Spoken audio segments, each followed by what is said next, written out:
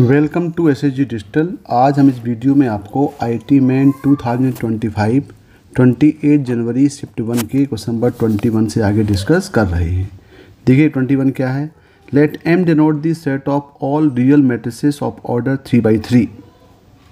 Late S equal to -3 -2 -1 1 and 2 and let S1 define S A equal to AIG matrix है subset of capital M, A equal to A transpose where AIJ belongs to S for all INJ।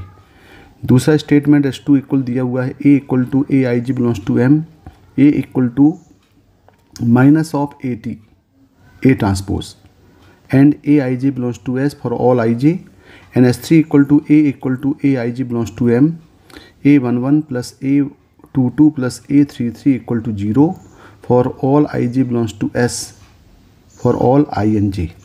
If number of S1 union S2 union S3 equal to 1/2 alpha, then find the value of alpha। तो देखिए यहाँ पे पहले तो हम A equal to AIJ belongs to M, और ये जो मैट्रिक्स दिया हुआ है ये 3/3 की मैट्रिक्स है। तो पहला स्टेटमेंट दिया हुआ है A equal to AIG belongs to M when A equal to A transpose for all AIJ belongs to S for all INJ। तो यहाँ पे पहला स्टेटमेंट में जो दिया है इसमें A इक्वल टू जो पहला स्टेटमेंट S1 है इसमें दिया हुआ है A equal to A of transpose, मतलब ये हो गया आपका सिमेट्रिक मैट्रिक्स। ये मैट्रिक्स कौन सी है? Symmetric matrix. और हमें इसके एलिमेंट चूज़ करने हैं सेट S -3 -2 -1 1 और 2। तो मान लें भाई यहाँ पे हम एक सपोज कर लेते हैं, पहले एक सेट M बना लेते हैं। तो M इक्वल टू हम एक मैट्रिक्स बना रहे हैं A11 A12 A13 A21 A22 A23 A31 A32 और A33। ये हमने 3/3 की मैट्रिक्स बना लिया। अब देखें, अब यहाँ पे बोल रहा है, पहला स्टेटमेंट में बोल रहा है कि A equal to A of transpose, मतलब ये सिमेट्रिकल मैट्रिक्स होनी चाहिए। तो देखें भाई सिमेट्रिकल मैट्रिक्स के लिए क्या होता है, यदि हम सिमेट्रिकल मैट्रिक्स बनाएं, सिमेट्रिकल मैट्रिक्स के लिए देखें तो यहाँ पे आप देखें कि आपके जो डायगोनल के एलिमेंट हैं, डायगोनल के एलिमेंट हम ले लें यहाँ पे ये 1 1, यहाँ पे A22 और ये 2 3। अब यहाँ पे जो आपके पास ये 6 एलिमेंट रहेंगे ये क्या होंगे, ये दोनों आपस में इक्वल होंगे। यानी यदि यहाँ पे x है तो यहाँ भी x होगा, यदि यहाँ y है तो यहाँ भी y होगा, और यदि यहाँ पे z है तो यहाँ भी z होगा। तभी हम बोलेंगे मैट्रिक्स सिमेट्रिक है। यानी आपके जो डायगोनल के एलिमेंट हैं, इस डायगोनल के एलिमेंट में इनको छोड़ करके आपके पास जो A12 और A21 हैं, A13 और A31 हैं, A23 और 32 हैं, ये यहाँ पे हम कोई भी A11 के प्लेस में कोई भी हम यहाँ पे 5 नंबर पुट कर सकते हैं, क्योंकि -1 -2 -1 1 और 2, यानी यहाँ पे हम 5 नंबर पुट कर सकते हैं कोई भी। यहाँ भी देखें 5 कर सकते हैं और यहाँ भी 5 कर सकते हैं। यदि यहाँ पे हम इसको नंबर ऑफ S1 के नंबर्स काउंट करें तो देखें यहाँ पे ये 5, यहाँ पे कोई नंबर 5 A11 के लिए, ये किसके लिए हम ले रहे हैं A11 के लिए, फिर ये 5 A22 के लिए और ये 5 A33 के लिए। अब देखें, अब यहाँ पे जो आपके पास ये जो x के प्लेस में हम 5 पुट करेंगे वही x यहाँ भी पुट करना पड़ेगा, दोनों सेम रहेंगे। y के प्लेस में यदि हम पुट करेंगे कोई भी एक एलिमेंट 5 में से तो यहाँ y यहाँ भी पुट करना पड़ेगा, और यहाँ भी यदि हम z के प्लेस में पुट करेंगे तो यहाँ भी पुट करना पड़ेगा। यानी यहाँ पे जो भी नंबर आप लोगे वो नंबर यहाँ पे लेना पड़ेगा। तो ये हम ले सकते हैं, एक और 5 ले लें किसके लिए, x के लिए, ये 5 ले लें y के लिए, और ये 5 ले लें z के लिए।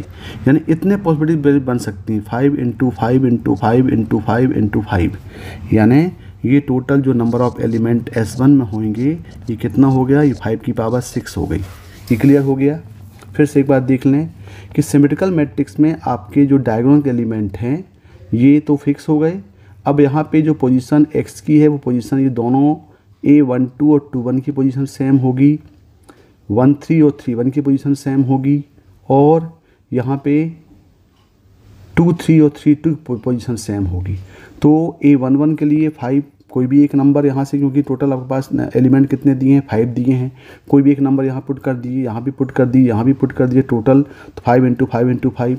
एक्स के प्लेस में हम 5 पुट कर सकते हैं, क्योंकि जो यहाँ पुट करेंगे वो यहाँ भी पुट करना पड़ेगा, जो वाई के प्लेस में पुट करेंगे वो इस वाई में पुट करना पड़ेगा, और जो जेड में पुट करेंगे वो इस जेड में भी पुट करना पड़ेंगे। तो टोटल जो NS1 के एलिमेंट होंगे टोटल कितने होंगे, 5⁻6 हो जाएंगे। अब देखें S2 क्या है। नाउ फॉर S2 दिया हुआ है A = AIJ belongs to M।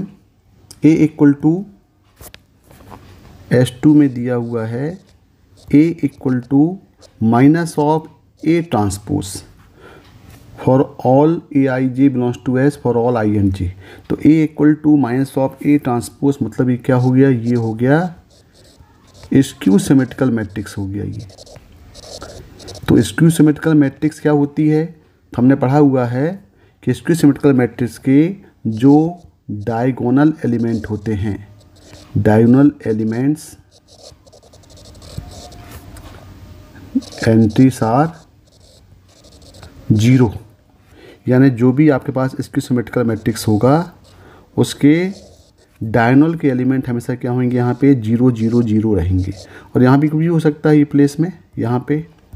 तो यहाँ पे देखें 0 में कोई एलिमेंट तो यहाँ पे दिया नहीं है, क्योंकि हमारे पास जो सेट दिया है उस सेट में एलिमेंट दिए हैं -3 -2 -1 1 और 2, यहाँ 0 इंक्लूड नहीं है। तो जब 0 इंक्लूड नहीं है इसका मतलब है कि ये कभी भी स्क्यू सिमेट्रिकल मैट्रिक्स नहीं बनेगा, और जब स्क्यू सिमेट्रिकल मैट्रिक्स नहीं बनेगा तो उसमें A = -A ट्रांसपोज पॉसिबल नहीं है। मतलब यहाँ पे S2 जो होगा ये क्या हो जाएगा, इस केस में S2 इज़ एम्प्टी सेट हो जाएगा, कोई भी सेटिस्फाई नहीं करेगा, कोई भी एलिमेंट जो S में गिवन है उसमें सेटिस्फाई नहीं करेगा। तो हम बोल सकते हैं कि S2 = क्या हो जाएगा, ये 5 हो जाएगा। अब देखें यहाँ पे जब S2 5 हो जाएगा तो हमारे पास यहाँ पे गिवन क्या है, यहाँ पे गिवन है कि नंबर ऑफ एलिमेंट हमको निकालना है S1 union S2 union S3। हमें निकालना है S1 union S2 union S3। तो ये इक्वल टू हमें निकालना है, ये कितना दिया है, ये दिया है 125 अल्फ़ा। तो देखें जब S2 यहाँ पे 5 है तो ये जाएगा नंबर्स ऑफ S1 यूनियन ये 5 हो जाएगा, यूनियन S3 ये इक्वल टू 125 अल्फ़ा, यानी n number of S1 union S3 ये इक्वल टू 125 अल्फ़ा। यानी हमें सिर्फ S1 और S3 का यूनियन ही निकालना है। तो अब ज़रा हम S3 के लिए देखते हैं कि S3 क्या दिया हुआ है। तो S3 में दिया हुआ है A = AIJ belongs to M, जहाँ पे A11 A22 A33 = 0 for AIJ belongs to S for all INJ। यानी हमारे पास जो S3 है, इस S3 में जो सम ऑफ डायगोनल्स हैं यानी A11 A22 और A33 का जो सम है ये क्या है, 0 है। अब ये 0 है और हमारे पास हमें सिलेक्ट किससे करना है, हमको सिलेक्ट करना है S दिया हुआ है -3 -2 -1 1 और 2। तो इसमें पहले हम अरेंजमेंट निकालेंगे कि भाई ऐसे कौन कौन से एलिमेंट होंगे जिसका सम 0 हो। तो देखें क्या क्या बनेगा। एक हम ले लें, पहले -3 ले लें, -3 ले लिया, फिर ले लें हम 1 और एक ले लें 2। तो देखा तीनों का सम कितना हो गया, 0 हो गया ये। दूसरा प्रॉपर्टीज क्या बन सकती हैं, दूसरा हम ले लें -2 1 और 1 ले लिया। तीसरी प्रॉपर्टीज बन सकती हैं 2 -1 और -1। ये 3 प्रॉपर्टीज बनेंगी जब यहाँ पे डायगोनल में A11 A22 और A23 ये सम कितना होगा, ये 0 होगा। देखें यानी मतलब ये हुआ, यदि यहाँ पे हमारे पास कोई मैट्रिक्स दिया हुआ है, यहाँ पे देख लें, यदि यहाँ पे हमारे पास कोई मैट्रिक्स दिया है, ये मैट्रिक्स दिया है, और यदि यहाँ पे हम एंट्री कर दें, कोई भी एक ले लें, मान लो बात हमने यहाँ पे एंट्री कर दिया -3, यहाँ पे कर दिया 1 और यहाँ पे कर दिया 2। अब यहाँ पे क्या क्या बचा, ये बचा, ये बच गया A12, यहाँ पे A13, यहाँ पे A21, यहाँ पे A23, यहाँ पे A31 और यहाँ पे A32। अब देखें, अब यहाँ पे जो डायगोनल का सम है, ये जो डायगोनल का सम आया ये आपका 0 हो जा रहा है। जब ये 0 हो जा रहा है तो अब यहाँ पे हमारे पास कितने चॉइसेस होंगे, हम पहले यहाँ देखें कि भाई क्या क्या रख सकते हैं। तो यहाँ पे यदि हम नंबर ऑफ़ S3 काउंट करें, तो नंबर ऑफ़ S3 हम काउंट करें तो देखें यहाँ पे तो -3 1 2 का जो अरेंजमेंट होगा ये हो जाएगा टोटल फैक्टोरियल 3, क्योंकि आपस में हम इंटरचेंज कर सकते हैं भाई, -3 यहाँ रख सकते हैं, 2 यहाँ 1, इसको इंटरचेंज करेंगे तो क्या होगा, ये फैक्टोरियल 3 होगा। बिल्कुल सिमिलर यदि हम इसके प्लेस में -2 1 और 1 रखें, तो -2 1 1 रखें तो यहाँ पे हो जाएगा फैक्टोरियल 3 और डिवाइडिंग बाई फैक्टोरियल 2 होगा, क्योंकि डिवाइड हो रहा है, क्योंकि यहाँ पे रिपीट हो रहा है ये 1 1, तो इसकी काउंटिंग तो सेम ही रहेगी, तो फैक्टोरियल 3 अपॉन फैक्टोरियल 2 हो जाएगा। बिल्कुल सिमिलर यहाँ भी फैक्टोरियल 3 अपॉन फैक्टोरियल 2 बिल्कुल सेम, क्योंकि यहाँ भी -1 रिपीट हो रहा है। अब यहाँ पे आप देखें कि टोटल यहाँ पे कितनी आप पुट कर सकते हैं, तो एक तो ये -3 हमने पुट कर लिया। अब देखें, अब यहाँ पे इसके प्लेस में A12 के प्लेस में हम कोई भी 5 में से कोई एक नंबर पुट कर सकते हैं, यहाँ भी हम कोई भी एक वैल्यू में से पुट कर सकते हैं, यहाँ भी हम 2 3 के प्लेस में भी 5 में से कोई एक पुट कर सकते हैं, यहाँ भी हम 5 में से कोई एक पुट कर सकते हैं, 3 1 के प्लेस में भी कोई भी 5 नंबर से एक पुट कर सकते हैं, और ये 3 2 के प्लेस में भी हमारे पास जो S दिया हुआ उसमें से हम पुट कर सकते हैं। तो टोटल देखें हम 1 2 A13 A21 A23 A31 और A32 के प्लेस में, मतलब यहाँ पे क्या होगा 5 × 5 × 5 × 5 × 5, मतलब ये 5 × 6 हो जाएगा ये, क्योंकि सिर्फ ये जो डायगोनल का सम 0 करके ये हम वैल्यू फिक्स करेंगे, बाकी रेस्ट ऑफ जितने भी एलिमेंट बचे, नॉन डायगोनल एलिमेंट बचे, वहाँ पे हम कोई भी S में से कोई एक एलिमेंट पुट करेंगे, मतलब वो 5 × 6 हो जाएगा। तो देखें यहाँ पे टोटल इसको सॉल्व कर लें तो ये कितना हो गया, ये हो गया NS3 इक्वल टू ये आ गया आपका 6, ये हो गया 3 + 3 और ये हो गया 5 की पावर 6।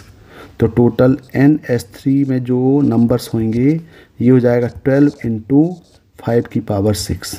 अब देखें भाई ये नंबर्स हो गए, और हमारे पास क्या बात दिया है, हमारे पास दिया है number of S1 union S2 equal to ये दिया हुआ है 125 अल्फ़ा। तो हमें ये निकालना है।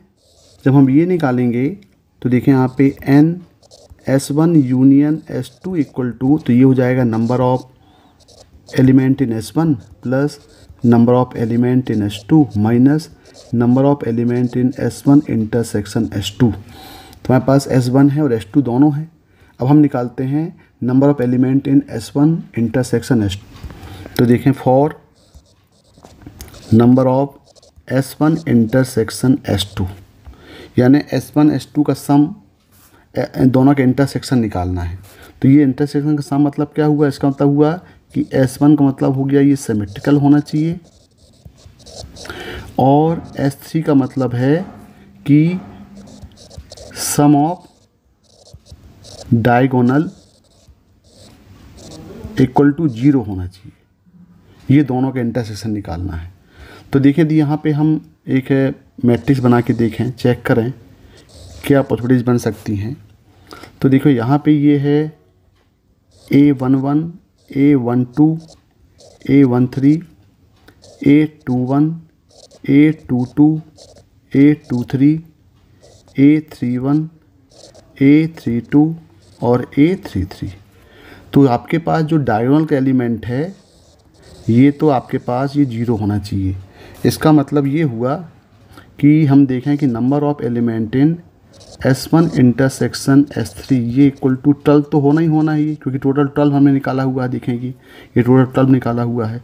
अब जब ये S सिमेट्रिकल है, इसका मतलब क्या हुआ कि जो A11 है ये दोनों आपस में इक्वल होंगे, यानी A12 इक्वल टू A21 होगा, या A13 इक्वल टू A31 होगा, या A23 इक्वल टू A32 होगा। मतलब ये एलिमेंट यहाँ पे सेम होगा, बिल्कुल सिमिलर ये दोनों एलिमेंट सेम होंगे और ये दोनों एलिमेंट सेम होंगे। तो यहाँ पे जो हम पुट करेंगे A12 के प्लेस में, वो A21 के प्लेस में भी पुट करना पड़ेगा, A13 के प्लेस में जो पुट करेंगे वो A31 के प्लेस में पुट करना पड़ेगा, और A23 के प्लेस में जो पुट करेंगे वो A32 के प्लेस में पुट करना पड़ेगा। यदि यहाँ पे हम कोई भी एक नंबर 5 में से एक पुट कर दें तो 5 वे से पुट किए तो यहाँ भी वही नंबर रिपीट होगा। A23 के प्लेस में हम कोई भी 5 में से एक नंबर पुट कर सकते हैं, वो यहाँ पे रिपीट होगा, और A23 के प्लेस में कोई भी 5 में से एक नंबर हम पुट कर सकते हैं तो वो A32 में भी रिप्लेस सेम होगा। इसका मतलब है कि यहाँ पे हमें इंटू 5 इंटू 3 करना पड़ेगा, क्योंकि जो A12 का नंबर होगा वही नंबर A21 का भी हो जाएगा। 12 21 13 31 23 32, तो ये इसका सम हो जाएगा। मतलब number of element in S1 intersection S3 equal to 12 into 5 into 3। अब हम निकाल दें भाई, तो हम इसको इस फॉर्मूले में यहाँ पे पुट करते हैं। इक्वेशन नंबर 1 मान लेते हैं, इसमें पुट करते हैं। तो from equation 1 number of element in S1 union S2 equal to, S1 के पास कितने होंगे टोटल, ये हैं 5 की पावर 6। S2 के पास कितने थे 12 इंटू 5 की पावर 6, और minus number of element in S1 intersection S2 कितना निकला था, ये 12 इंटू 5 की पावर 3। अब इसको सॉल्व कर लें। अब यदि हम इसको सॉल्व कर रहे हैं तो ये हो गया 5 की पावर 6 और ये दोनों मिलके हो गया 13 इंटू 5 पावर 6 माइनस 12 इंटू 5 की पावर 3। यदि यहाँ से हम 5 की पावर 3 कॉमन ले लें तो ये हो जाएगा 13 इंटू 125 माइनस 12, और ये हो जाएगा 5 की पावर 3 हो जाएगा ये 125, और 13 इंटू 125 हो जाएगा 1625 माइनस 12, तो ये इक्वल टू हो गया 125 इंटू 1613, और ये कितना दिया हुआ है, ये वैल्यू दिया हुआ है 125 अल्फ़ा। तो यहाँ से देखें 125 कैंसिल हो गए, तो यहाँ पे अल्फ़ा की वैल्यू मिल गई 1613। तो इसका आंसर कितना आएगा, 1613 आएगा भाई इसका answer 1613। Question number 22, let alpha equal to 1 plus sigma r equal to 1 to 6 minus 3 power r minus 1 12 combination 2r minus 1, then the distance of the point 12√3 from the line alpha x minus √3y plus 1 equal to 0। यानी पहले हमें यहाँ पे alpha की value निकालना पड़ेगा, और फिर अल्फ़ा की वैल्यू यहाँ पुट करके हमको निकालना है distance from the point two the line, जो हमेशा क्या होती है, परपेंडिकुलर होती है। यानी हमें परपेंडिकुलर डिस्टेंस निकालना है पॉइंट का लाइन से। तो देखें यहाँ पे पहले हम अल्फ़ा के लिए सॉल्व करें इसको, तो ये अल्फ़ा इक्वल टू हो जाएगा, पहले सिग्मा को सॉल्व कर लें तो ये हो जाएगा 1 प्लस, यहाँ पे पुट करेंगे r इक्वल टू 1, तो यहाँ पे क्या होगा, ये -3 1 माइनस 1 हो जाएगा 0 इंटू 12 कॉम्बिनेशन 0, फिर प्लस यहाँ पे 2 पुट करेंगे तो -3 पावर 1 12 कॉम्बिनेशन 2 2 4 माइनस 1 ये हो जाएगा 12 कॉम्बिनेशन 3 प्लस -3 स्क्वायर, यहाँ मिल जाएगा 12 कॉम्बिनेशन 5 प्लस -3 का क्यूब 12 कॉम्बिनेशन 7 प्लस -3 5 पुट करेंगे तो आएगा 4 और 12 कॉम्बिनेशन 10 माइनस 1 9 और प्लस -6 पुट करेंगे तो होगा 5 और 12 कॉम्बिनेशन 11, ये बन रहा है।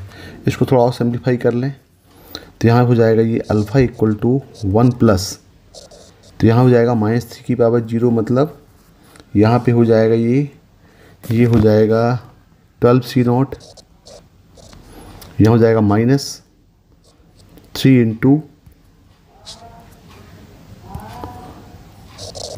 12c3, फिर हो जाएगा plus 3 square 12 combination 5 minus 3 power 3 12 combination 7 plus 3 raise to power 4 12 combination 9 और माइनस 3 पावर 5 12 कॉम्बिनेशन 11।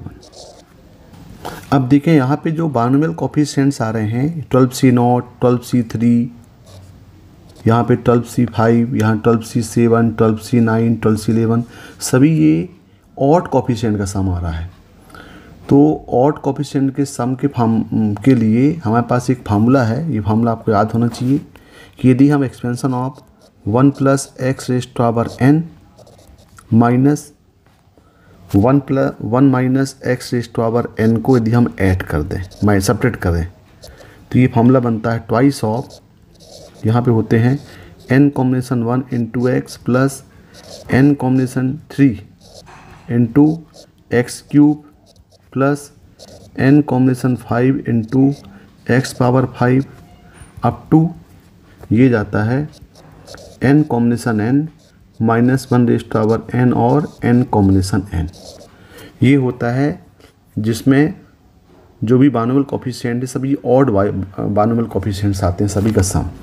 लेकिन अब यहाँ पे देखना पड़ेगा आपको कि अब यहाँ पे n = तो हम यहाँ पे 12 पुट कर देंगे, क्योंकि यहाँ पे यदि 12 रख देंगे तो यहाँ पे 12C1, 12C3, 12C5, 12C11 आएगा। लेकिन हमें x के प्लेस में ऐसी वैल्यू पुट करना पड़ेगा क्योंकि यहाँ पे सभी टर्म्स ये पॉजिटिव आ रहे हैं, लेकिन हमारे पास जो अल्फ़ा है वहाँ पे सब ये टर्म देखें, यहाँ नेगेटिव, फिर ये पॉजिटिव आ रहा है, फिर नेगेटिव है, फिर ये पॉजिटिव आ रहा है, फिर नेगेटिव है, फिर ये पॉजिटिव आ रहा है। तो इसका मतलब है कि यहाँ पे अल्टरनेट पॉजिटिव नेगेटिव आ रहे हैं। तो जब ये अल्टरनेट पॉजिटिव नेगेटिव आ रहे हैं तो हमें यहाँ पे आयोटा का यूज़ करना पड़ता है, हमें x = i पुट करना पड़ेगा। लेकिन अब i के साथ साथ हमारे पास यहाँ पे 3 भी दिया है, देखो यहाँ पे 3 है, फिर यहाँ पे 3², फिर 3³ है, तो यहाँ पे हम पुट कर देते हैं x = √3i, यहाँ पे हम पुट करते हैं 1 + √3i। तो देखिए क्या हो जाएगा, ये हो जाएगा 1 + √3i power 12 minus 1 - √3i power 12, ये इक्वल टू हो जाएगा ट्वाइस ऑफ, यहाँ पे हो जाएंगे आप 12 कॉम्बिनेशन 1, ये हो जाएगा √3i प्लस ये हो जाएगा 12 कॉम्बिनेशन 3 √3i का whole cube plus 12 combination 5 √3i power 5 plus 12C7 √3i की power 7 plus 12C9 √3i power 9 plus 12C11 √3i power 11। अब यहाँ से हम क्या करें, देखिए यहाँ पे √3i यहाँ से हम कॉमन ले लें सभी से, तो सब ज़्यादा सिंप्लीफाई हो जाएगा ये। तो ये आपके पास स्टेप बना है यहाँ पे 1 + √3i power 12 minus 1 - √3i power 12। अब यहाँ से हम √3i कॉमन लेंगे तो ये हो जाएगा ट्वाइस ऑफ √3i, यदि कॉमन लेंगे तो यहाँ बचेगा 12C1। अब यहाँ देखेंगे यहाँ क्या बचा, यहाँ बचा प्लस 12C3 √3i का square plus 12C5 √3i power 4 plus 12C7 √3i power, ये बचा आपके पास 6 प्लस 12 कॉम्बिनेशन 9 √3i पावर 8 और प्लस 12C11 √3i की पावर 10। अब इसको सिंप्लीफाई कर दें तो ये हो गया √2√3i, यहाँ पे हो गया 12 कॉम्बिनेशन 1 प्लस, अब देखें √3 का स्क्वायर हो गया 3i² हो गया -1, मतलब ये हो जाएगा अब -3 हो जाएगा, यहाँ पे माइनस ये हो जाएगा प्लस -3 × 12 कॉम्बिनेशन 3 प्लस यहाँ पे है 12C5 √3 की पावर 4, मतलब हो जाएगा 3², i की पावर 4 हो जाएगा 1, तो यहाँ मिल जाएगा 12 कॉम्बिनेशन 5 इंटू 3 की पावर 4 हो जाएगा, 3 की पावर 2 हो जाएगा, √3 है तो 3 की पावर हो जाएगा 2। अब 2 डैश डैश करेंगे यहाँ पे तो ये हो जाएगा लास्ट में 12C11 और यहाँ मिलेगा √3 की पावर i की पावर 10 तो हो जाएगा माइनस, तो माइनस हो जाएगा 3 की पावर ये मिलेगा 5। तो हम पूरा स्टेप लिखें तो यहाँ पे हो गया ये 1 plus i√3 power 12 minus 1 minus i√3 power 12। अब आप ये ध्यान से देखें तो ये जो स्टेप दिख रहा है आपको, ये स्टेप, ये पूरा एक्सप्रेशन डायरेक्ट आपका स्टेप यहाँ पे एक्सप्रेशन आ चुका है। देखिए ये जो एक्सप्रेशन है, ये जो एक्सप्रेशन दिया हुआ है, ये पूरा एक्सप्रेशन यहाँ पे ये पूरा का पूरा एच आ गया। यानी हमें यहाँ पे अल्फ़ा माने इसको हम सिम्प्लीफाई कर लें तो बेटर है कि हम लेफ्ट हैंड साइड को सॉल्व कर लें। अब यहाँ दिया 1 प्लस i√3, तो देखिए हमें वैल्यू मालूम है, ओमेगा की वैल्यू क्या होती है, ओमेगा होता है -1 प्लस i√3/2 और ओमेगा स्क्वायर की वैल्यू होती है -1 माइनस i√3/2। तो इसको हम ज़रा अरेंज करें यहाँ पे तो क्या बन जाएगा, ये हो जाएगा 2 omega equal to -1 plus i√3, यानी ये हो गया 2 ओमेगा। लेकिन हमारे पास यहाँ पे जो टर्म दिया है ये दिया है 1 माइनस, तो यहाँ से माइनस कॉमन लें तो ये बन जाएगा -2 omega equal to 1 minus i√3। तो देखिए ये एक वैल्यू तो ये मिल गई आपको। यहाँ सॉल्व करें तो ये हो जाएगा 2 omega square equal to minus common लें तो 1 प्लस i√3 यानी -2 omega square equal to 1 plus i√3। एक वैल्यू ये मिल गई। इस वैल्यू को यहाँ पे हम पुट कर दें लेफ्ट हैंड साइड में तो देखिए ज़रा क्या हो जाएगा, ये हो जाएगा -2 ओमेगा स्क्वायर की पावर 12 और -2 ओमेगा की पावर 12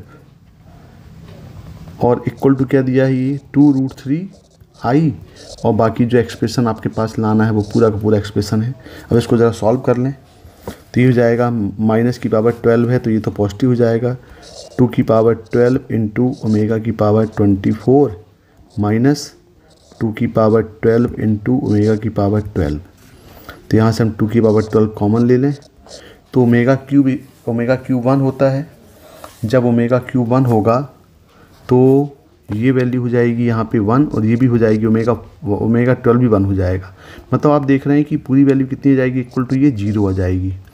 जब ये 0 होगा तो यहाँ पे आपके पास जो दिया हुआ है question alpha equal to 1 plus जो एक्सप्रेशन पूरा दिया है, ये जो एक्सप्रेशन दिया है ये पूरी एक्सप्रेशन की वैल्यू कितनी जाएगी, पूरी 0 हो जाएगी। यानी यहाँ पे सिंपल अल्फ़ा इक्वल कितना आ जाएगा, ये 1 आ जाएगा। ये क्लियर है। यानी मतलब ये हुआ कि जो एक्सप्रेशन यहाँ पे दी गई है पूरी एक्सप्रेशन, ये एक्सप्रेशन को हमने क्या प्रूव कर दिया, इक्वल 0 यहाँ पे हम ला दिए तो डायरेक्ट अल्फ़ा इक्वल क्या हो गया, 1 हो गया। जब अल्फ़ा इक्वल 1 हुआ तो आपका जो इक्वेशन है, इक्वेशन ऑफ स्ट्रेट लाइन, ये क्या है, इक्वेशन ऑफ स्ट्रेट लाइन दिया हुआ है alpha x minus √3y plus 1 equal to 0। तो यहाँ पे इक्वेशन ऑफ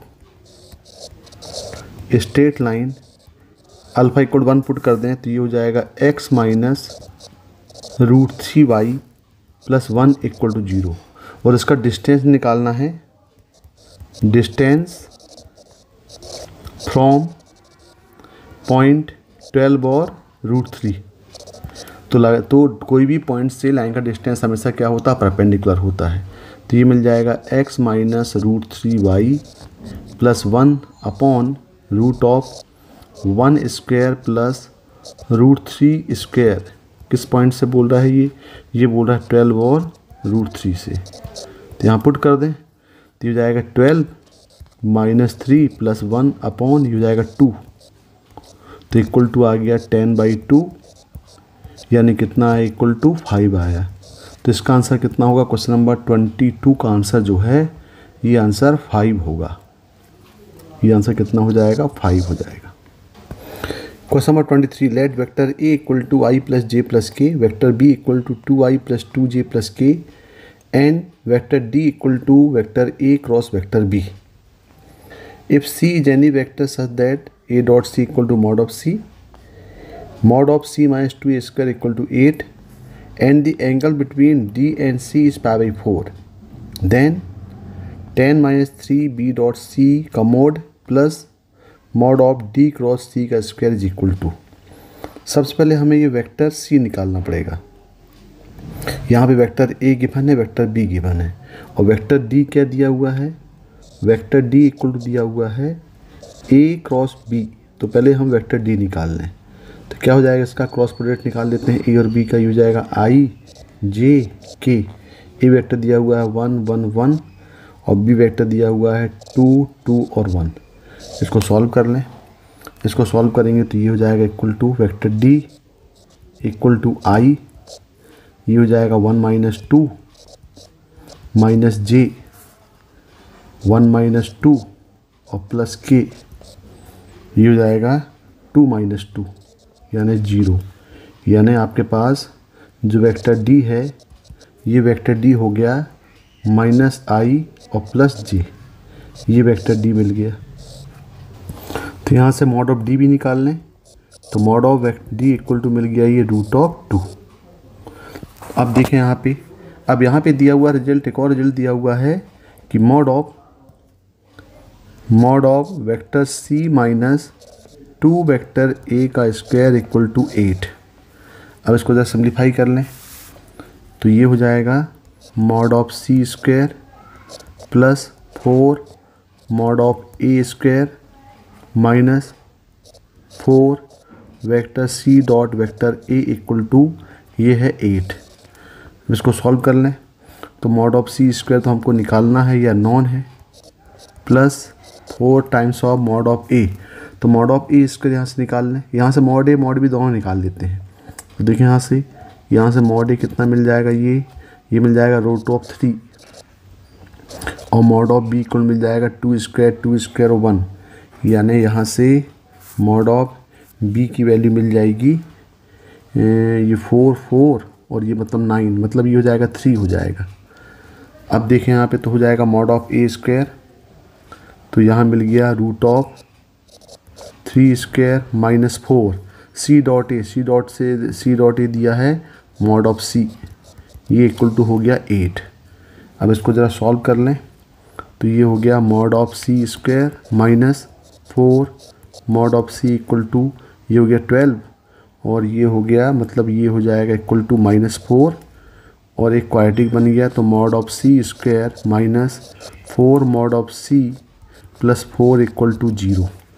तो ये तो परफेक्ट स्क्वायर बन गया। ये मतलब मॉड ऑफ सी का स्क्वायर मॉड ऑफ सी -2 का स्क्वायर हो गया, -2 का स्क्वायर इक्वल टू 0, यानी यहाँ पे मॉड ऑफ सी की वैल्यू मिल गई 2 मिल गई। भाई देखो ये रिजल्ट भी आ गया, मॉड ऑफ सी आ गया, मॉड ऑफ डी आ गया, मॉड ऑफ ए हो गया, मॉड ऑफ बी हो गया। अब क्या गिवन है, अब हम लेके चलते हैं फिर से और क्या रिजल्ट लेके, इसी को रिजल्ट लेके चलते हैं। अब हम रिजल्ट लेके चलते हैं, वेक्टर डी इक्वल टू दिया है वेक्टर ए क्रॉस बी। अब देखें तो वेक्टर डी हमारे पास दिया हुआ है और यहाँ पे एंगल क्या दिया है, एंगल बिटवीन दिया डी और सी। तो हम दोनों तरफ क्रॉस प्रोडक्ट ले लेते हैं, taking cross product C both side. तो ये बन जाएगा vector D cross vector C equal to vector A vector B और क्रॉस हो गया वेक्टर सी। तो देखें यहाँ पे अब ये डी क्रॉस सी है तो इनके बीच का एंगल दिया हुआ है, तो यहाँ पे हम सॉल्व कर लें इसको। तो ये क्या बन जाएगा, ये हो जाएगा mod of D mod of C into angle between them हो जाएगा sin π/6। ये इक्वल टू ये बन गया वेक्टर ट्रिपल प्रोडक्ट और A cross B cross C ये हो जाता है vector A dot vector C outside B और minus B dot C outside A. दोनों तरफ स्क्वायरिंग कर दें, दोनों तरफ स्क्वायरिंग करेंगे तो ये हो जाएगा mod of D square mod of C square into sine square pi by 6, ये equal to A dot C outside B minus B dot C outside A का स्क्वायर। अब इसको जस्ट सिंप्लीफाई कर लिया जाए। मॉड ऑफ सी स्क्वायर हमें mod of D की value कितनी आई √2, यानी ये हो जाएगा 2 इंटू मॉड ऑफ सी हो यहाँ पे 2 है तो ये हो जाएगा इंटू 4, और साइन स्क्वायर पाई बाई 6 हो जाएगा ये पाई बाई एंगल कितना दिया है, एंगल दिया हुआ है पाई बाई 4 दिया है एंगल, सॉरी ये एंगल दिया हुआ है पाई बाई 4, तो जाएगा 1/√2 का स्क्वायर, मतलब ये हो गया 1/2 इक्वल टू। अब देखें यहाँ पे ए डॉट सी की वैल्यू दिया है मॉड ऑफ सी, यानी यहाँ पे ए डॉट सी ये इक्वल दिया हुआ है मॉड ऑफ सी, और मॉड ऑफ सी कितना है, ये 2 है, तो यहाँ पे हम पुट कर दें ये, तो ये कितना हो जाएगा 2b, ये हो जाएगा 2 वेक्टर b माइनस ये है b dot C outside a का स्क्वायर। अब इसको सॉल्व कर लें तो ये तो कैंसिल हो गया, यहाँ आ गया 4 इक्वल टू ये हो जाएगा 4 mod of b square minus 4 ये हो जाएगा a dot b into B dot C और प्लस बी डॉट सी का स्क्वायर और मॉड ऑफ ए स्क्वायर। अब देखिए यहाँ पे वैल्यू पुट कर दें तो यहाँ पे आ जाएगा ये 4 equal to mod of B square की वैल्यू कितनी, मॉड ऑफ बी हमें निकाला है, मॉड ऑफ बी दिया है 3, तो यहाँ पे हो जाएगा 4 इंटू 3 स्क्वायर माइनस 4। अब ज़रा ए डॉट बी और निकाल लेते हैं। देखिए यहाँ से ए डॉट बी कितना जाएगा, यहाँ से A dot B equal to 1 into 2 4, यानी A dot B equal to यहाँ से मिल जाएगा आपको, ये हो जाएगा 5, तो यहाँ पुट कर दें तो कितना आ जाएगा, देखें 4 इंटू ये हो जाएगा 5 into B dot C equal to B dot C का स्क्वायर, ये प्लस है, सॉरी ये इसको भी पूरा सिंप्लीफाई करना पड़ेगा, थोड़ा लेंदी क्वेश्चन तो है, इंटीजर टाइप क्वेश्चन थोड़ा लेंदी दिया हुआ है ये वाले पेपर में। और मॉड ऑफ ए स्क्वायर ये हो गया √3 का स्क्वायर, मतलब ये हो गया 3। इस पूरे को यदि हम सिंप्लीफाई करेंगे तो यहाँ पे जाएगा 4 इंटू 9, ये हो गया टोटल 36, 9 4 जा कितना हुआ, ये हो गया 36 minus 20 B dot C plus 3 times of B dot C का स्क्वायर। अब यहाँ पे हम बी डॉट सी को मान लें x, तो मान लें let B dot C equal to दी हम x मान लें, तो इक्वेशन बन जाएगा 3x square minus 20x plus 32 equal to 0। इसको सॉल्व करेंगे तो यहाँ पे अब फैक्टराइज कर लें इसको, 3x square minus 12x minus 8x plus 32 equal to 0, इसके फैक्टराइज बन जाए, फैक्टर करेंगे तो होगा 3x माइनस 8 और x माइनस 4 इक्वल टू 0, यानी यहाँ पे x इक्वल टू आएगा 8/3 या फिर x इक्वल टू मिलेगा 4। ये दो वैल्यू यहाँ पे x की हमें पास मिल गई, माने x मतलब b डॉट सी, तो यहाँ पे b dot C equal to या फिर 8/3 होगा या फिर b dot C equal to यहाँ पे 4 हो जाएगा। अब देखें भाई हमें निकालना क्या है, हमें निकालना है ये दिया हुआ 10 टाइम्स ऑफ 10 माइनस वैल्यू क्या निकालना है, 10 minus 3 B dot C mod plus D cross C का स्क्वायर। तो डी क्रॉस सी तो हमने निकाला हुआ है यहाँ से, तो डी क्रॉस सी का स्क्वायर मतलब कितना आ जाएगा, ये डी क्रॉस सी का स्क्वायर करेंगे यहाँ पे हम, तो ये तो 4 आया है ना, ये देखो डी क्रॉस सी यही है, ये हमने सॉल्व किया, डी क्रॉस सी को सॉल्व किया तो ये कितना आउटपुट आया, इसका 4 आया है, तो यहाँ पे हम वैल्यू पुट कर दें। अब बी डॉट सी की वैल्यू हम एक एक करके पुट करें। मान लो if B dot C equal to हमने ले लिया 8/3, तो ये यहाँ पे हो गया ये 10 माइनस 3 इंटू 8/3 मॉड प्लस ये हो जाएगा 2 का स्क्वायर, तो ये हो जाएगा 2 यहाँ पे हो जाएगा, कैंसिल हुआ तो हो गया, ये कितना हुआ 2 + 2 स्क्वायर मतलब कितना आया, ये 6 आया। और यदि यहाँ पे हम पुट करते हैं इफ़ b.c = हम लेके चलते हैं 4, तो क्या बन जाएगा 10 - 3 × 4 प्लस ये हो जाएगा 2 स्क्वायर, तो भी यहाँ पे 2 + ये 2 स्क्वायर इक्वल कितना आएगा 6 आएगा। यानी दोनों केस में इसका जो आंसर वो कितना आ गया 6 आया। तो भाई इस क्वेश्चन का आंसर क्या होगा 23 का ये आंसर 6 होगा। Question number 24, let f(x) = x, function दिया हुआ 3x when x < 0, minimum of 1 + x + box x, x + 2 box x when x lie between 0 to 2, and 5 when x greater than 2, where x denotes the greatest integer function. If alpha and beta are the number of points where f is not continuous and not differentiable respectively, then alpha plus beta equal to, यानी इस function में हमको निकालना है कि number of point where function is not continuous and not differentiable. जो not continuous उसको बोला है अल्फ़ा और जो नॉट डिफरेंशिएबल उसको बोला है बीटा। तो देखिए पहले दिया हुआ है कि जो minimum of 1 + x + box x और वहाँ x + 2 box x 0 से 2 के बीच में, तो हमें मालूम कि जो box x होता है वो अपने इंटीजर पॉइंट में डिसकंटिन्यूस होता है। तो 1 और 2 के बीच में हमें इंटीजर पॉइंट एक मिल रहा है 1, तो इसको हम पहले पीस वाइज में कन्वर्ट कर दें। तो क्या लिख सकते हैं, इसको हम लिख सकते हैं 0 <= x जाएगा <1। तो देखिए क्या होगा यहाँ पे होगा मिनिमम ऑफ, अब यहाँ पुट करेंगे तो बॉक्स x केवल 0 हो जाएगी, तो ये जाएगा 1 + x और ये हो जाएगा यहाँ पे x। अब दोनों जो मिनिमम होगा वो हम लेंगे और दूसरा इसको ब्रेक करेंगे 1 <= x <= 2, तो बॉक्स x की वैल्यू हो जाएगी 1, तो ये 1 1 यानी 2, यानी ये हो जाएगा मिनिमम ऑफ। अब हमें चूज़ करना है 2 + x और ये हो जाएगा x + ये हो जाएगा x + 2। अब यहाँ पे हम f(x) डिफाइन करते हैं, तो देखें f(x) क्या हो जाएगा यहाँ पे f(x) =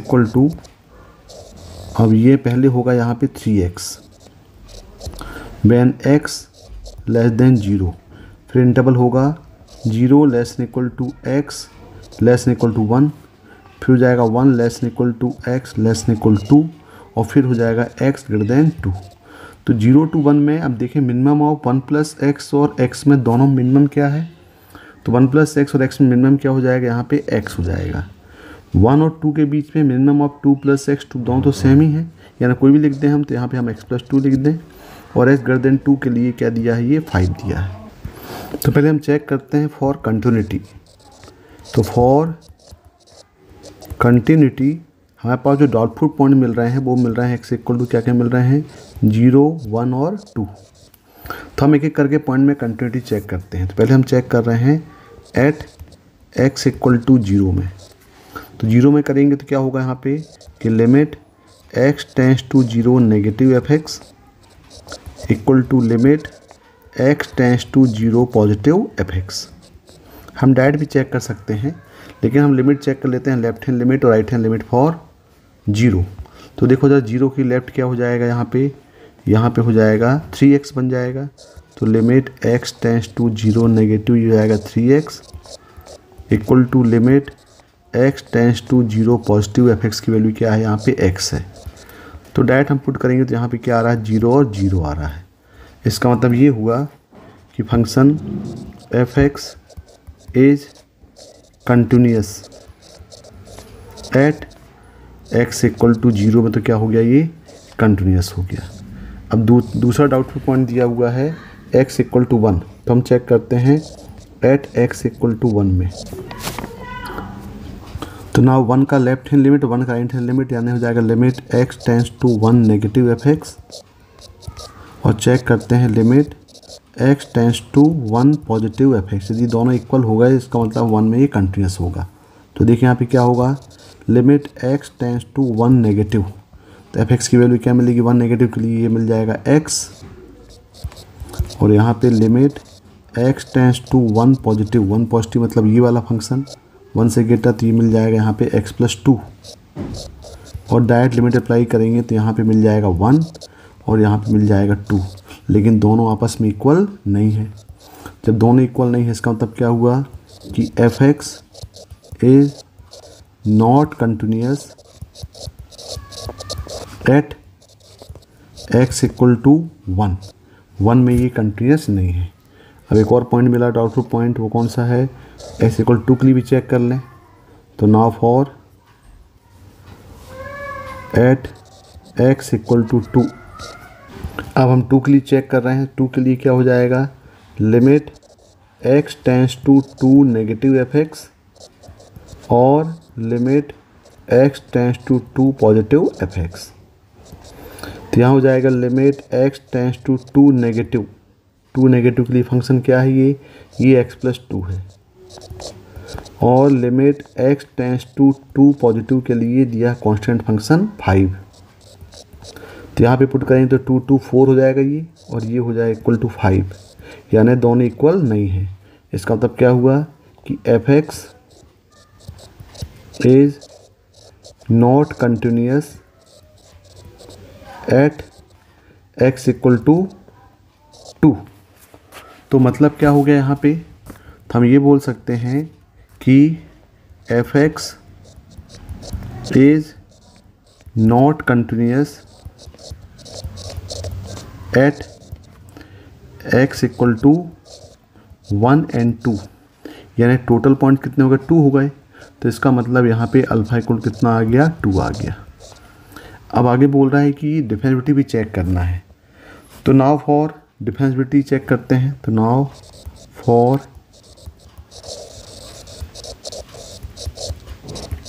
डिफरेंशिएबिलिटी, तो देखिए भाई डिफरेंशिएबिलिटी के लिए यदि जो भी पॉइंट में फंक्शन कंटिन्यूस नहीं है, इसका मतलब वहाँ पे वो डिफरेंशिएबल भी नहीं होगा। तो यदि function is not continuous at X equal to 1 2, तो इसका मतलब ये हुआ कि ये जो फंक्शन है वो 1 2 में डिफरेंशिएबल भी नहीं होगा। अब यदि 1 2 में डिफरेंशिएबल नहीं हुआ तो हम अब एक ही पॉइंट मिल रहा बच रहा है, डाउटफुल पॉइंट 3 है, 1 और 2। 1 और 2 में वो कंटिन्यूस नहीं है तो वहाँ पे डिफरेंशिएबल भी नहीं होगा। यहाँ 2 पॉइंट तो क्लियर है कि जहाँ पे ये फंक्शन डिफरेंशिएबल नहीं होगा। अब हमारे पास सिर्फ एक ही पॉइंट बच रहा है, वो बच रहा है 0। हम 0 में चेक कर लेते हैं क्या ये फंक्शन 0 में डिफरेंशिएबल है कि नहीं है। तो ये क्लियर हो गया भाई कि फंक्शन यदि 1 2 में कंटिन्यूस नहीं है तो वहाँ पे वो डिफरेंशिएबल भी नहीं होगा। तो हम चेक करते हैं x इक्वल 0 के लिए। तो हम इस पर डिफरेंशिएबिलिटी लगाते हैं left hand derivative right hand derivative. मतलब ये हो जाएगा limit x tends to 0 negative dy by D X of F X, और चेक करते हैं limit x tends to 0 positive dy by D X of F X. इसको बोलते हैं लेफ्ट हैंड डेरिवेटिव और ये कहलाता है राइट हैंड डेरिवेटिव। तो यहाँ पे चेक करें तो ये हो जाएगा limit x tends to 0 dy by D X of, तो फंक्शन देखें x का लेफ्ट हैंड लिमिट का फंक्शन क्या है, 3x है, और राइट हैंड साइड का x है। मतलब यहाँ पे हो जाएगा ये 3x equal to limit x tends to 0, हम नेगेटिव पॉजिटिव शो कर सकते हैं, dy by D X of x। तो यहाँ पे डायरेक्ट डिफरेंशिएट करेंगे तो आएगा 3 और यहाँ पे आएगा 1, यानी ये देखें 3 और 1 दोनों इक्वल नहीं है। इसका मतलब ये हुआ कि function F X is not differentiable at X equal to 0। तो नाउ हम बोल सकते हैं सो देन 1 2 तो हमने पहले बता दिया था कि डिफरेंशिएबल नहीं है, तो then F X is not differentiable at X equal to 0 1 and 2।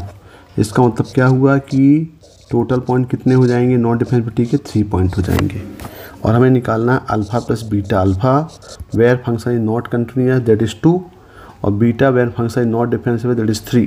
तो अल्फ़ा प्लस बीटा हो गया 2 + 3 इक्वल टू 5। तो इसका आंसर कितना आ जाएगा, इसका आंसर आएगा 5 आएगा। क्वेश्चन नंबर 24 का आंसर 5 होगा। Question number 25, let E1 x² by 9 + y² by 4 equal to 1। एक एलिप्स दिया हुआ है जहाँ पे a जो है b से ग्रेटर है। Ellipse EIs are constructed is their centres and eccentricities are same as that of E1। यानी हमें यहाँ पे इलिप्स बनाने हैं जिसमें उसके सेंटर और एसेंट्रिसिटी सेम है, किसके बराबर है, E1 की इक्वल है। And the length of the minor axis of EI is the length of major axis of EI plus 1 where I get equal to 1. If AI is the area of the ellipse EI, then 5 upon pi sigma of I equal to 1 to infinity AI is equal to। तो देखिए यहाँ पे ellipse जो है वहाँ पे कुछ इसमें डिटेल पूछा हुआ है कि कुछ माइनर एक्सेस और मेजर एक्सेस दिया है, एसेंट्रिसिटी दिया हुआ है। तो देखिए हम इलिप्स, हमारे पास दो टाइप के इलिप्स होते हैं। एक होता है हॉरिजॉन्टल इलिप्स, ये होगा X square upon A square plus Y square upon B square equal to 1। और यहाँ पे क्या हो जाएगा, ए जो है वो बी से ग्रेटर हो जाएगा। तो B square equal to A square 1 minus E square, यानी यहाँ से हम ई निकाल सकते हैं, E equal to root of 1 minus B square upon A square हो जाएगा। अभी जो एलिप्स है ये हॉरिजॉन्टल एलिप्स, मतलब ये इस टाइप से एलिप्स बनेगा। ये इसका फिगर ही बता देते हैं आपको हम। ये एलिप्स बन गया, तो ये इसके सेंटर्स हो गए, ये बीच में सेंटर हो गया, ये दोनों वर्टेक्स हो गए ए और ए डैश। तो इस और ये हो गया पॉइंट ऑन वाई एक्सिस, मतलब हो गया ये कोऑर्डिनेट हो जाएगा A0 और यहाँ पे हो जाएगा ये माइनस ए और 0। ये पॉइंट मान लें पॉइंट ऑन वाई एक्सिस बोलते हैं इसको, बी और बी डैश। ये पॉइंट होता है 0B और ये होगा 0 और माइनस बी। तो यहाँ देखें कि यहाँ पे जो लेंथ ऑफ मेजर एक्सिस होगा, इसमें जो लेंथ ऑफ मेजर एक्सिस है ये होगा ए डैश, और इसकी लेंथ कितनी हो जाएगी, 2a हो जाएगी, क्योंकि ये जो सेंटर है ये हमेशा 0 0 है। तो टोटल ए से ए का डिस्टेंस कितना होगा, ये ए है, ये माइनस ए, टोटल लेंथ देखेंगे तो कितना हो जाएगा, 2a हो जाएगा। और जो लेंथ ऑफ माइनर एक्सेस होगा, माइनर एक्सेस यानी बी और बी डैश, तो ये हो जाएगा इक्वल टू 2b हो जाएगा। ये किसके लिए हुआ, ये हॉरिजॉन्टल एलिप्स के लिए हुआ। बिल्कुल सिमिलर हम अब देखें जाए ट्रांसवर्स एक्सिस के लिए, ट्रांसवर्स हाइपरबोला के लिए। तो ट्रांसवर्स हाइपरबोला का इक्वेशन होता है लॉन्ग ऑन वाई एक्सिस होता है ये। इसका इक्वेशन होगा X square upon A square plus Y square upon B square equal to 1। अब यहाँ पे क्या होगा कि बी जो है वो ए से ग्रेटर हो जाएगा, और यहाँ पे A square equal to B square 1 minus E square होगा। तो यहाँ से हम ई निकाल सकते हैं। ई की वैल्यू क्या हो जाएगी, ई निकालने की मेथड हो जाएगी रूट ऑफ 1 माइनस ये हो जाएगा ए स्क्वायर अपॉन बी स्क्वायर। अब देखें ये जो फिगर बनेगा इसका, ये लॉन्ग ऑन वाई एक्सिस बनता है।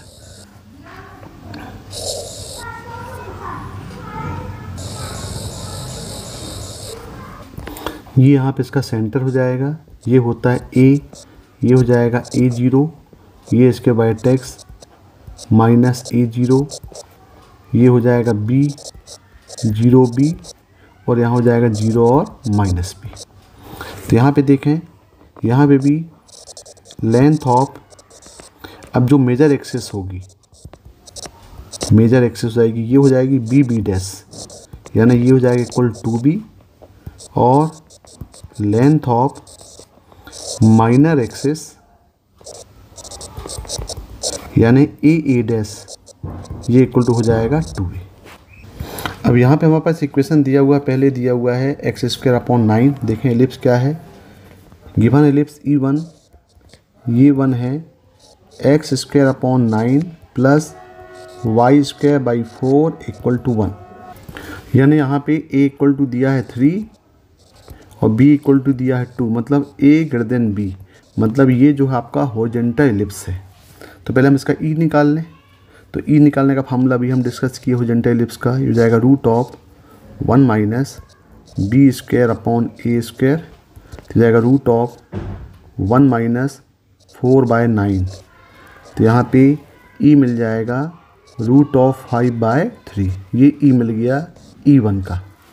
अब क्वेश्चन ये बोल रहा है कि अब हमें नए E1, E2, E3 कंस्ट्रक्ट करने हैं।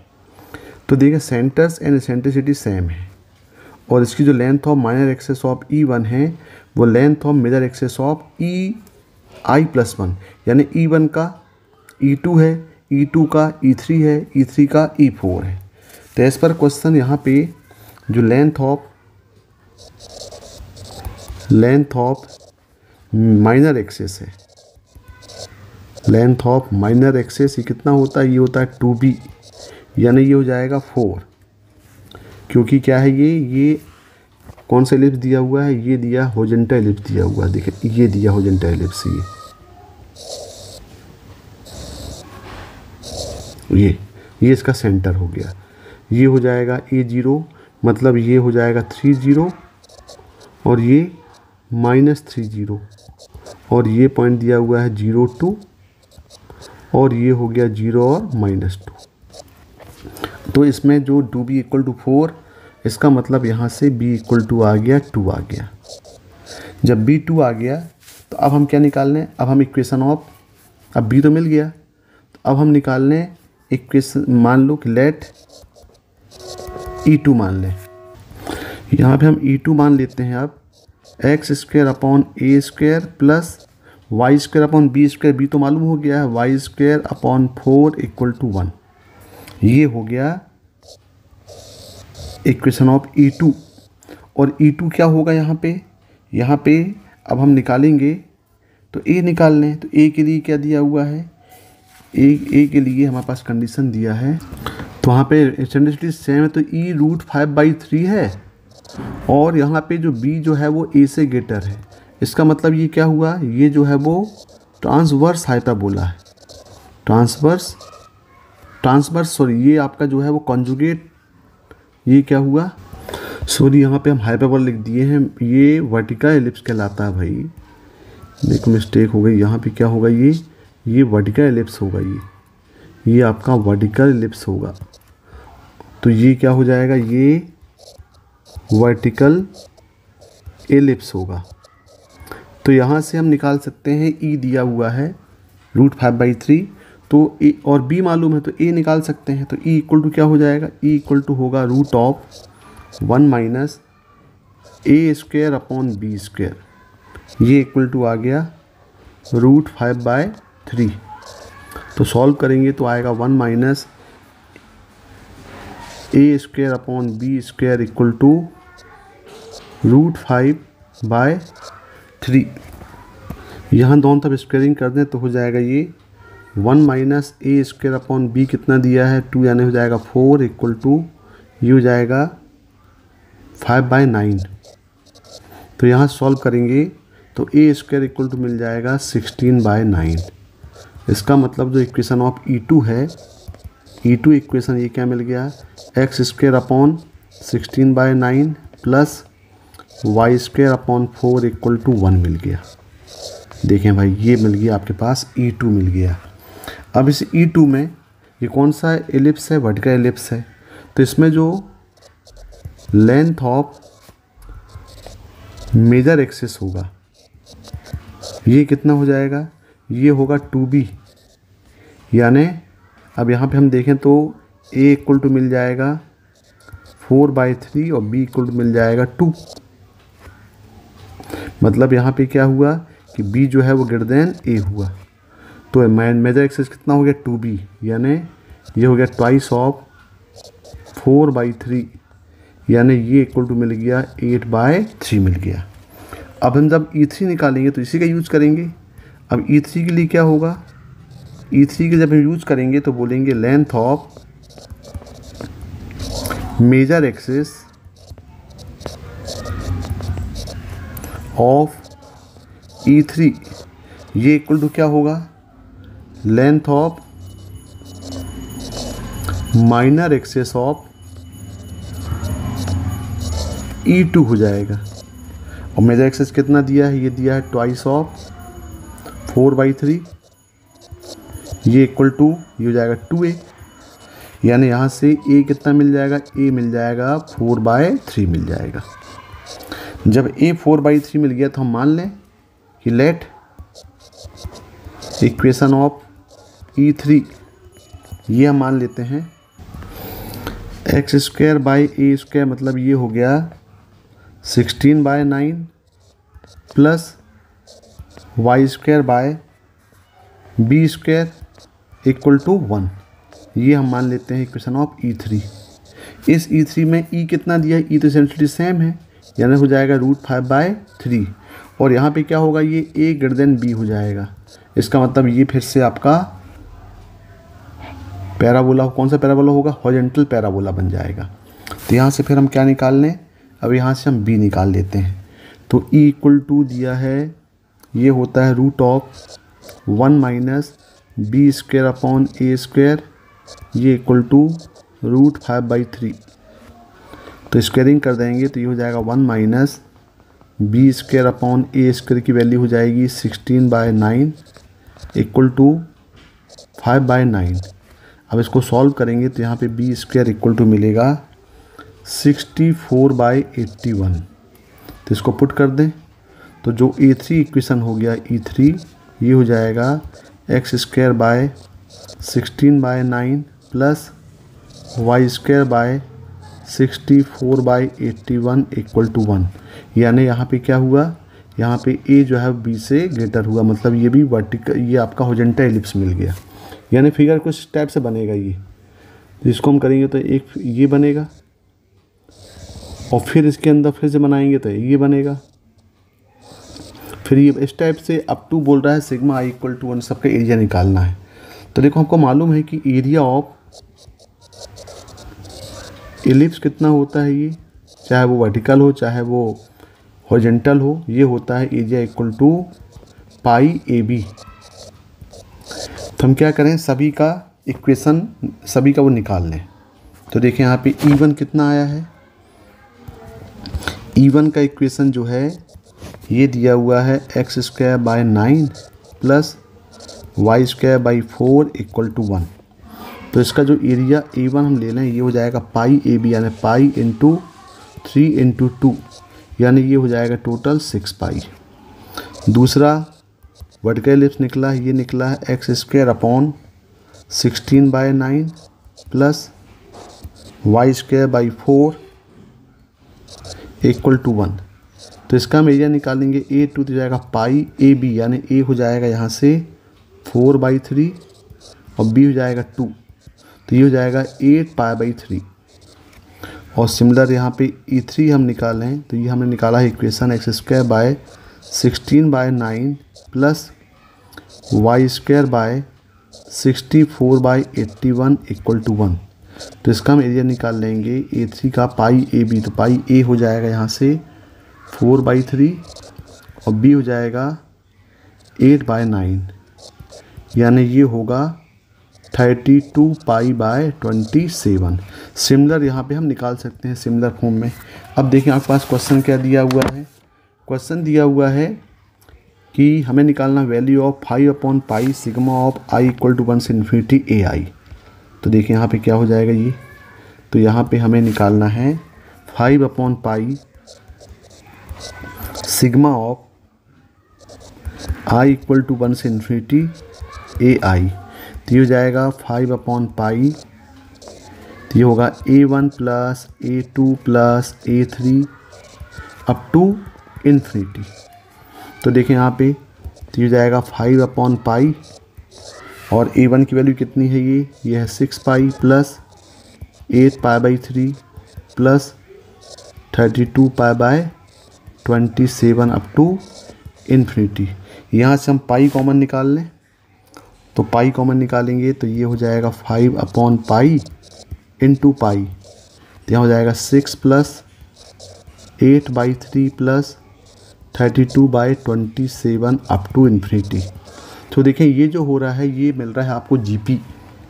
तो सम ऑफ इन्फिनिटी सम GP हो जा रहा है A/1 - R।